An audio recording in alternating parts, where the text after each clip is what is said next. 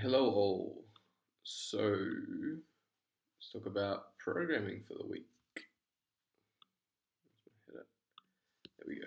Okay, so for our week today, well, going from Monday on, our focus is on tapering. So our volume is going to be down, our intensity will stay up, and the goal there is to create, basically, to refresh the body and mind for a solid testing week. Um, Obviously, Malaga, you guys don't have the same long block build up that we have. So, for all of you coaches, you need to tell your members not to expect anything ridiculous. If they do perform well, that's awesome. But in theory, most of them are not going to, simply because they haven't put the work in, they haven't followed the same progressions that have been laid out. So really, this is more of just like a check-in for them versus like something super serious in regards to the testing where they've done a bunch of work to earn the tests. Just remember to tell them, um, this block was designed from the last 11 weeks, give or take, and they haven't been following those progressions. So pretty straightforward there. So don't get the hopes up too high.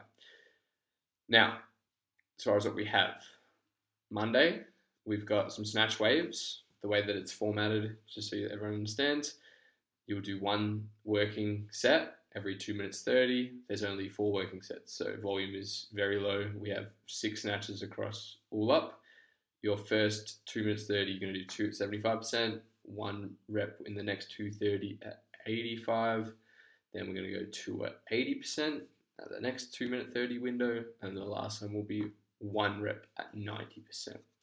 Percentages are a guideline. If it feels good, they can go a little bit heavier. I don't want anyone overreaching this week though, even if it feels like, they're feeling on top of the world. I guess you could let them cook a little bit if they want to, but nothing too crazy this week for most. As far as the workout goes, we've got a spin on Helen, which brings us onto the topic. We're providing a little bit of more insight here just to help out as far as the movement patterns are concerned. So this is a note to any scaling or modifications like that. It's a cyclical movement in running. You can substitute it for any cyclical movement you want if they need to. So air bike, they can ski, they can row. Ideally, something similar to running though. Don't just make them do like double unders or ski erg or something. Then we have hinging. So a kettlebell swing is a hinging movement. It's that hip extension, loading of the hamstrings in the posterior chain. So once again, if they need to modify for a hinging movement. Don't just modify it to a random movement just because. Rope climbs, we're then looking at a pull. Generally speaking, yes, there is a core flexion there. Yes, we are using our legs as well, but generally I would consider rope climbs as an upper body pull. You can kind of modify around that as need be. Time cap wise, Helen is a big variation workout, or even with the rope climbs, obviously. Generally, beginner times, we're going to be looking closer to 15 to 17. A good Helen time, we're talking like someone who's a good runner, great aerobic base, quite powerful as well. We're looking at something under 10 to under 9 minutes. Okay, so you can tell them that, put it up how you want to, but I would say I wouldn't even mention time caps. I would just say here's a score you're shooting for based on your abilities or how new you are to CrossFit or whatever. Feel wise, so I'm not going to read all these out, but this will be something for the coaches to put up in the coaches notes. There will also be potentially you can add this into the members notes as well. So the feel for Helen, or a spin on the benchmark workout Helen, we got a good test of aerobic power and upper body pulling endurance. So lungs and upper body fatigue will be the feel of the workout. You'll feel your lungs and you'll feel the upper body fatigue grow as you go. Athlete goals and stimulus, we want consistent pace across each run. Don't want to go out and burn out to the point where you're basically dragging ass on the last set. We want 1 to 2 sets on the kettlebell swings. Ideally, this should be unbroken. It's fairly light in load there. And then we want to see minimal rest on the rope climbs. If you're quite good at rope climbs, you should basically be holding onto the rope, coming down from the rope 1 second, take a breath, get back up the rope, something like that, and then using the run as an active recovery. Now, Tuesday, we then have more of our strength and taper work. We're finishing on, so we'll go 3 rounds through. You're going to do 4 strict press, rest 1 minute, 4 weighted pull-ups. Then we do 3 strict press, 3 weighted pull-ups, then 2, and then 2, and then you're done. Goal, build to 1 rep in the tank, not failure. So it should be a heavy double and a heavy single in the strict press. So we're touching base on the strict press movement pattern without any seated variation. Weighted pull-ups, we're just touching some heavy pull-ups there, getting ready for next week. Workout, nice, short and sharp. We have air bike cows, floor press, and then dumbbell lunge steps.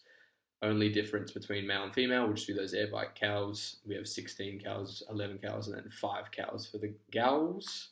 And then for the men, you guys are going to do the 215 9. As far as that stuff is concerned, details are below here. So we've got a cyclical movement, air bike. We have a pressing movement. It's horizontal press this week. And then we have another single leg movement, so like a lunge, for example.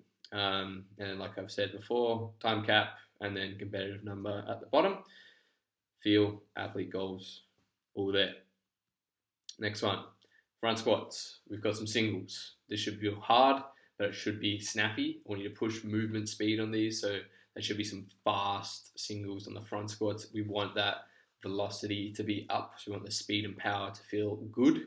We want to gain some confidence before next week as well. Lots of rest there. Once again, 1 or 2 reps in the tank. Workout, we've got some lower body style kind of intervals. We got rowing, and then we got overhead squats. You can rest a minute, rowing, front squat, rest a minute, rowing, back squat. In that minute, they need to change their bars, just adding weight on each round as the squat variation gets easier, but the reps go up. And then bang, bang, all the details for the rest in here, which we up on Sugarboard as well.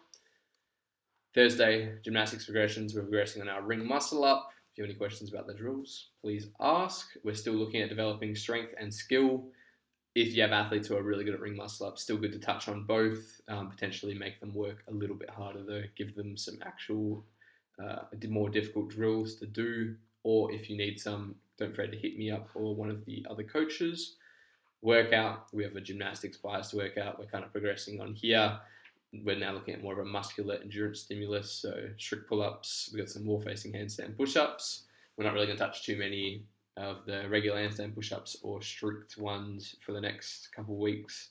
We will touch some, but the goal mainly will be to be touching on the new movement pattern so that we work on our weaknesses leading up into the next season in case they show up in the open again. Ring rows, all good, and then we get some crossover singles, so some more skill work there. Then, Friday, we've got long workout. This one we'll be looking at a 30-minute-ish cap. This will vary for a lot of people depending on their abilities, especially with muscle ups or heavier wall ball movement. We've got power clean, wall ball sit up, muscle up, and then back the way you came in a kind of out and back style chipper. All movement specifications are down there. And then our last one we have is the CrossFit Crash workout. This one's a birthday workout from a gym in the US. Just a fun little workout. There's not really any crazy intention behind this. It's just one person works, one person rests. Break up machine how you want. We have kettlebell overhead squats, difficult single arms squatting movement, toes to bar. We have rowing, we have overhead lunge, and we have handstand push-ups. So another pretty shouldery workout there. And then Sunday will just be a monostructural piece with some pacing practice. So learning how to push movements really hard and then recover at an easy pace. Push movement hard, recover, push movement hard, recover, etc. And then we have some accessories to fill in any single leg or single arm gaps we've left throughout the week. Awesome. All right, if you have any questions, please hit me up. Otherwise, I hope this helps you for your coaching planning and sessions this week.